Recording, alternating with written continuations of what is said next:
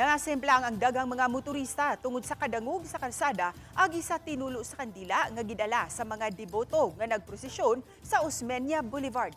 Atong sayran sa report ni Alan Domingo. Naabda na mo ang 57 anyos nga motoristang si Dante Katipay nga naglingkod na sa daplin sa kalsada.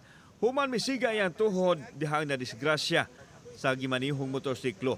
Milihay lang unta si Dante sa laing sakinan nga miliko apan tungod sa kadangog sa kalsada hinungdan nga nasimplang siya.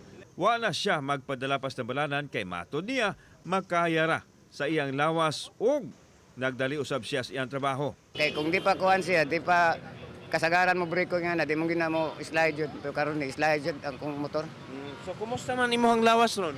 Di medyo may kuhan sakit ka may skilled pero sa bukton. Ya, kini mga pangos lang. Libuan ka mga deboto ani salmot sa prosesyon kaganiyang kadlawon diri sa may Osmeña Boulevard. Matag usa kanila adunay bit-bit nga kandila og kini nitulo sa kalsada og gituohan sa mga motorista nga mo hinungdan nga dangog ang ilang agyanan nga misangpot sa pagkadisgrasya nila. Matod ni Rodora Ano, traffic constable nga ika-15 na aksidente nga nisimplang didtong dapita.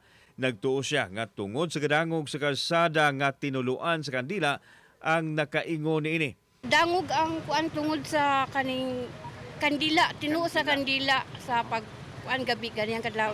Pipila ka minutos, duha ka motorista na usab ang nagsunod sa pagkadisgrasya sa samang dapit. Ang hinungdan, mao gihapon ang kadangog sa kalsada. Hinon wa ra magrabihi ang mga motorista nga nadisgrasya og wa magpadala sa tambalanan. Kauban si Godfrey Relian, ako si Alan Domingo. Balitang Bisdak.